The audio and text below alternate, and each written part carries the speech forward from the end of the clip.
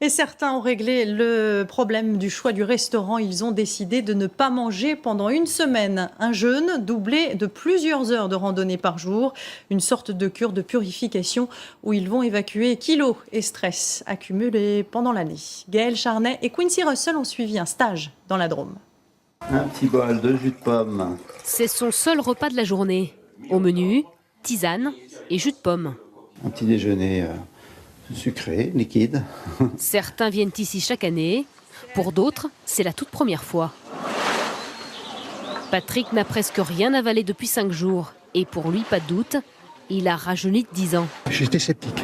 Sceptique surtout. D'ailleurs, j'étais pas le premier volontaire. C'est mon ami qui était volontaire pour le faire. J'ai voulu suivre, parce que j'en ai un peu besoin aussi. Mais là, je me sens très très bien.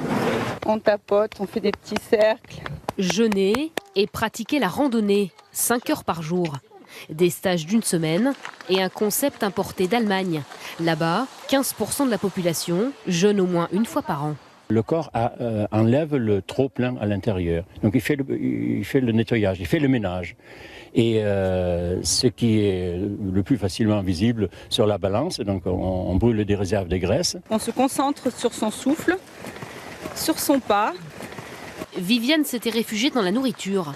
Après les maux de tête des premiers jours, le stage est pour elle une révélation. J'ai eu quand même un déclic, le déclic que j'attendais en plus.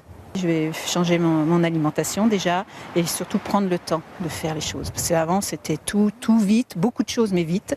Là je vais peut-être faire moins de choses mais lentement. Beaucoup ont dû affronter le scepticisme de leur entourage et celui de la médecine. Il faut que ça soit pratiqué par des individus effectivement plutôt sains et sans facteur de risque. Ne vous faites pas inviter avant dimanche prochain. Un stage vécu comme une parenthèse consacrée au corps. L'occasion de bonnes résolutions pour l'avenir. Car les médecins s'accordent sur un point, manger moins permet de vivre plus longtemps.